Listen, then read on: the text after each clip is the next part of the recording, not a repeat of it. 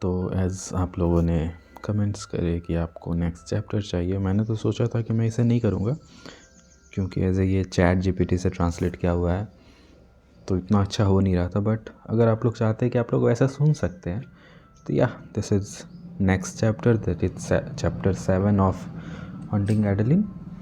और आप सुन रहे सेट्स ऑफ स्टोरी टेलर, तो बने रहे हमारे साथ। अगर चैप्टर अच्छा लगता हो तो लाइक करें, कमेंट करें, आई विल कंटिन्यू इट। तुम्हें घर से बाहर निकलने की ज़रूरत है, डाया ने कहा। उसकी आंखों में डर और चिंता साफ दिखा रही थी, जैसे तूफान से पहले की शांति। मैंने अभी उसे बताया कि मेरे माँ कल घर आई थी। उसके चेहरे की देखकर साफ पता चल रहा था कि वो सच में मेरे लिए डरी हुई है। मुझे ये मैन्युस्क्रिप्ट पूरा करना है, मैंने बहस की, लेकिन मेरा ध्यान उस बड़े प्लॉट हॉल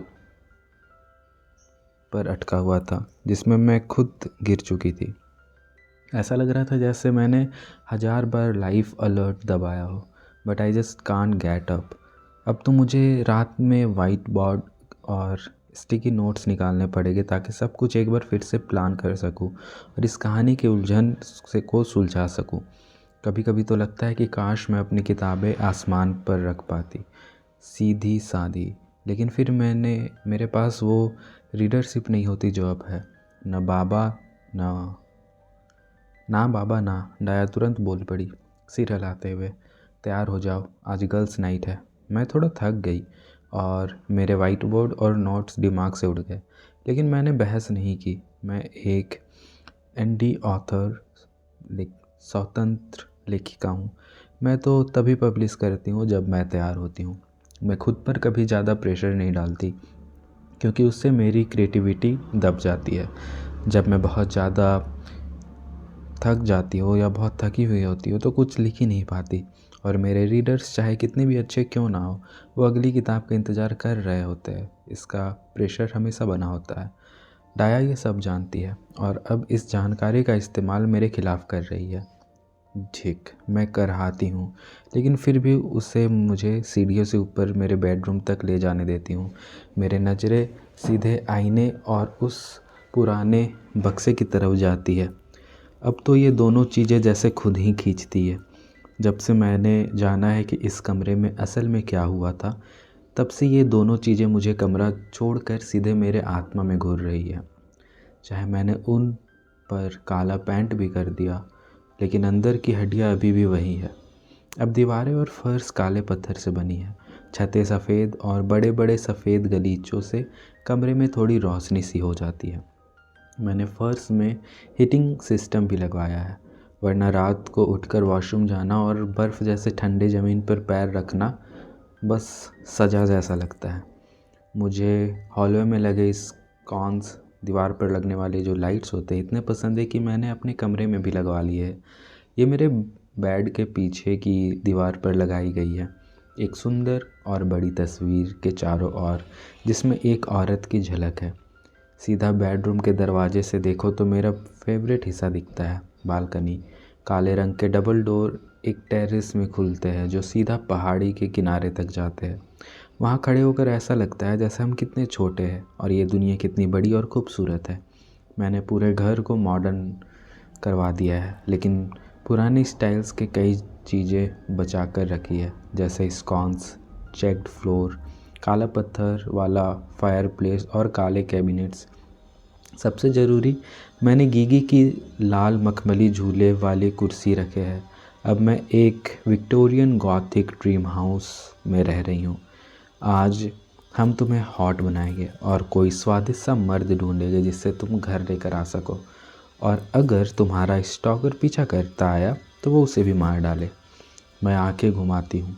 डाया, आजकल सही से सेक्स करने वाले मर्द मिलना भी मुश्किल है, और तुम सोच रही हो कि कोई ऐसा मिलेगा जो मेरे लिए किसी को मार देगा। So cute. तुम कभी नहीं जानती बेबी गर्ल, इससे भी पागल चीज़ें हो चुकी है। स्पीकर्स आ रहे हैं बस।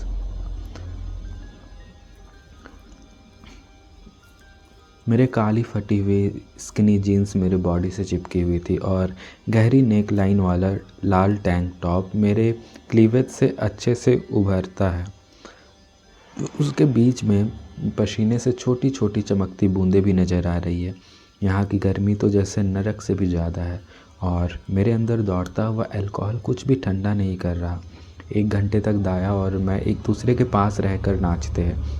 हम दोनों थोड़े थोड़े वक्त के लिए कुछ आदमियों के साथ डांस करते हैं, लेकिन मुझे छूने वाली उंगलियों से ज़्यादा ही उब होने लगी है और मैं फिर डाया के पास लौट आती हूँ। अचानक मेरी पीठ के पीछे एक भारी मौजूदगी महसूस होता है। उसके हाथ मेरे कमर के चारों ओर लिपटते हैं और वो पास आता है। स्पेयरमिंट और विस्की की महक मेरे सांसों में घुल जाती है और तभी मैं उसकी गर्म सांस अपने कान के पास महसूस करती हूँ। तुम बहुत खूबसूरत हो, वो फुसफुसाता है। उसकी स्पेयरमिंट वाली सांस मेरी नाक में चुभने लगती है क्योंकि अब वो और करीब आ गया है।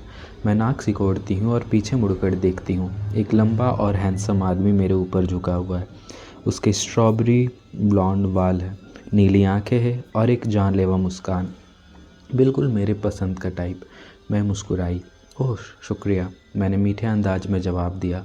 सोशल सिचुएशन मुझे अक्सर कोने में छुपने पर मजबूर कर देते हैं, लेकिन फ्लर्टिंग तो जैसे मेरी स्किल्स है, काश मैं इसे पसंद भी कर पाती। आदमी जैसे ही मेरे 10 फुट के अंदर आता है वो मेरा मूड बिगाड़ देता है। मेरे साथ ऊपर चलो, वो म्यूजिक के शोर में चिल्लाता है। उसकी आवाज़ में आक्रामकता नहीं है, लेकिन ये कोई सवाल भी नहीं था। वह एक डिमांड थी जिसमें मना करने का कोई जगह नहीं छोड़ा। मुझे ये पसंद आया। अगर ना गई तो मैं भौहें उचका कर पूछती हूँ। वो और भी ज़्यादा मुस्कुराता है। तो ज़िंदगी भर पछताओगी? मैंने दोनों भौहें ऊपर उठ चुकी थी। सच में? मैंने मासूमियत से कहा। ऐसा क्या करोगे जो मैं ज़िंदगी भर मिस नहीं कर सकती? वो काम जिसके बाद तुम मेरी बेड में बिना कपड़ों के और पूरी तरह सेटिस्फाइड होगी। वो मुस्कुराया। बीच अब चलो भी। डाया बीच में कूद पड़ी। मैं उसकी तरफ मुड़ी, लेकिन मुझे महसूस हुआ कि उस आदमी की निगाहें अब भी मेरे चेहरे पर है, जैसे किसी पंख से हल्के से मेरे त्वचा को छू रहे हो। डाया हमारे सामने खड़ी है, हाथ हिलाकर सीढ़ियों की तरफ इशारा कर रही है जो ऊपर की मंजिल पर जाता है। वो शायद हमारी बात सुन रही थी और उसे शर्म भी नहीं आ रही थी। जब हम दोनों बस उसे घूरते रह जाते हैं तो वो आंखें घुमाकर कहती है, समझ गई, तुम दोनों एक दूसरे पर लट्टू हो और ये कहीं भी मेरे बिना नहीं जाती, तो चलो अब ऊपर। वो फिर हाथ हिलाने लगी जैसे हमें ऊपर ढकेल रही हो। वो आदमी हंसता है और डाया के इस मौके का फ़ायदा उठाता है। मेरा हाथ पकड़कर मुझे क्लब के पीछे की ओर काले मेटल के सीढ़ियों की ओर ले जाता है। मैं जाने से पहले डाया को घूरती हूँ, जिस पर वो ज़ोर से हंस पड़ती है। ऊपर की मंजिल वीआईपी मेंबर्स के लिए है। यह बालकनी क्लब के पूरे हॉल को ऊपर से देखती है। यहाँ अमीर और पावरफुल लोग बैठते हैं, जैसे वो हमें किसी लैब के कीड़ों की तरह देख रहे हो। यहाँ एक फीलिंग ज़्यादा डार्क और डेंस है, जैसे मेरा अंदरूनी चेतना चीख चीख कर मुझे अलर्ट कर रही हो। ऐसा लग रहा है जैसे मैं किसी भंवरे के छत में घुस गई हूँ। एक काले लेदर के हाफ मून बूथ में 4 आदमी बैठे हैं। बीच में काले मार्बल के टेबल है जिसमें कई ग्लास रखे हैं और कुछ क्रिस्टल एस्ट्रे भी रखे हैं। कमरा पार्शन मैनर्स की तरह डार्क और क्लासी है। एक आदमी हमें शिकारियों जैसी नज़रों से घूरता है। वो उस आदमी से बहुत मिलता जुलता है जिसने मेरा हाथ पकड़ा है। स्ट्रॉबेरी ब्लॉन्ड बाल और नीली आंखें, लेकिन ये थोड़ा छोटा और ज़्यादा शातिर लग रहा है। बाकी 3 भी बेहद हैंडसम है। सभी का look dark and dangerous type है। एक आदमी यूरोपियन लगता है, सफ़ेद बाल, बिल्कुल गोरा रंग और तीखे फीचर्स। उसकी बर्फ़ जैसी नीली आंखें डाया पर जमी हुई है, जैसे उसकी बॉडी को नज़रों से नाप रहा हो। मेरे अंदर गुस्से की लहर दौड़ती है। मन करता है उसकी आंखें निकाल कर बालकनी से फेंक दूं। बाकी 2 जुड़वा है, sun tan skin, dark hair और बॉडीज़ जैसे जिम में घटी गई हो। एक के बाल बंधे हुए हैं और उंगलियों में कई रिंग्स हैं। दूसरा छोटा कद का है, नोज रिंग पहने हुए है। ये चारों मेरी ज़िंदगी बर्बाद कर सकते हैं और मैं शायद उन्हें रोकने में हिचकिचा जाऊं। तो आखिरकार तूने हिम्मत करके उसे पा ही लिया, बॉल्ड लड़का हंसते हुए कहता है। वो अकेला है जो हमें ऐसे नहीं घूर रहा है, जैसे कपड़े उतारना चाहता हो। वो तो ऐसा लग रहा है जैसे बच्चा को खा जाएगा। उसके चारों ओर डार्क एनर्जी है। लगता है पूरी मंजिल की अजीब फीलिंग उसे ही आ रही है। उसकी एनर्जी कमरे को काले धुएं जैसी बना देती है। शांत रह कॉर्नर, मेरे साथ वाला आदमी कहता है। उसकी आवाज़ लो और वार्निंग से भरी हुई है। मैं आंखें घुमाती हूँ। वाकई में वो कॉर्नर जैसे ही दिखता है, वो लड़का जो पार्टीज़ में अनजान लड़कियों को ड्रिंक्स के पास मंडराता है। लेडीज, माफ़ करना इसके बिहेवियर के लिए। मेरा नया फ्रेंड है। उसकी स्माइल आंखों तक नहीं पहुंचती। यह मेरा भाई है। कॉर्नर ट्विंस है, लैंडन और ल्यूक, और फिर मैं, मैक्स। वो सबका परिचय कराता है। लैंडन वो है जिसके बाल बंधे हैं और ल्यूक के पास नोज रिंग है। मैं उसकी तरफ देखती हूँ, भौं उठाकर पूछती हूँ, और तुम्हारा नाम? मैं हूँ आर्चीबाल्ड टालावेरा थर्ड। तुम मुझे आर्च कह सकती हो। बहुत सही लग रहा है, मैं मुस्कुराते हुए कहती हूँ। कौन अपने पूरे नाम में इंट्रोडक्शन देता है? आर्चीबाल्ड टालावेरा थर्ड, बस कह दो। योर रॉयल हाइनेस एस। कॉर्नर हर्ष देता है, जैसे मेरी बात से सहमत है। आज कुछ कहने ही वाला था, लेकिन मैं बीच में बोल पड़ी। मैं हूँ एडी, और ये है डाया।